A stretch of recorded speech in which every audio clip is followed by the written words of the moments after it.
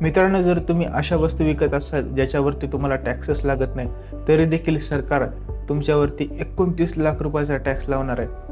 कारण मित्रांनो, अशीच एक घटना कर्नाटकमध्ये घडली आहे. तिथे एक वेंडर आहे, त्याचं नाव आहे शंकर गोंडा आणि तो फळभाज्या विकतो. फळभाज्यावरती टॅक्सेस लागत नाही तरी सुद्धा जीएसटी डिपार्टमेंटवाल्यांनी त्याच्यावरती 29 लाख रुपयाची नोटीस त्याला पाठवली. आता ह्यामध्ये चुकी कोणाची आहे, वेंडरची आहे की डिपार्टमेंट ऑफिसरची, ते बघूयात.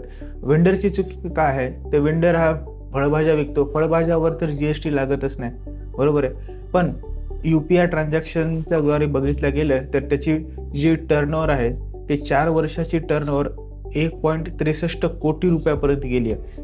आणि ह्याचं जर ॲव्हरेज काढलं तर पर इयर 40 लाखाच्या वर त्याचा टर्नओव्हर जातो, पण त्याच्याकडे जीएसटी नंबर नाही. आता यामध्ये कायदा काय सांगतोय की जर तुमचा टर्नओव्हर 40 लाखाच्या वर असेल तर तुम्हाला जीएसटी रजिस्ट्रेशन करणं गरजेचं आहे. इवन जर तुम्ही जे काही विकताय त्यावरती टॅक्स बसत नसेल तरी सुद्धा तुम्हाला जीएसटीचं रजिस्ट्रेशन करणं आवश्यक आहे. हीच त्या वेंडरची चुकी आहे. त्याचा टर्नओव्हर प्रत्येक वर्षी 40 लाखाच्या वर जातोय, पण त्याच्याकडे जीएसटी नंबर नाही. आता यामध्ये ऑफिसरची काय चुकी आहे, तर ऑफिसरने हे बघितलंच नाही की हा जो वेंडर आहे तो काय काम करतोय.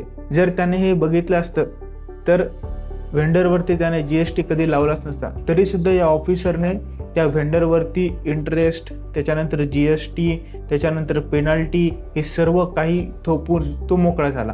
कायद्यानुसार त्या व्हेंडरवरती फक्त त्याच्याकडे जीएसटी रजिस्ट्रेशन नाहीये त्यासाठी त्याला 10,000 रुपयाचे पेनल्टी बसायला पाहिजे होती, पण या डिपार्टमेंट ऑफिसरवाल्याने त्याच्यावरती 29 लाखाचा जीएसटीचा बिल पाठवलं. हे या ऑफिसरची चुकी आहे आणि हे त्या ऑफिसरनं करायला पाहिजे नव्हतं.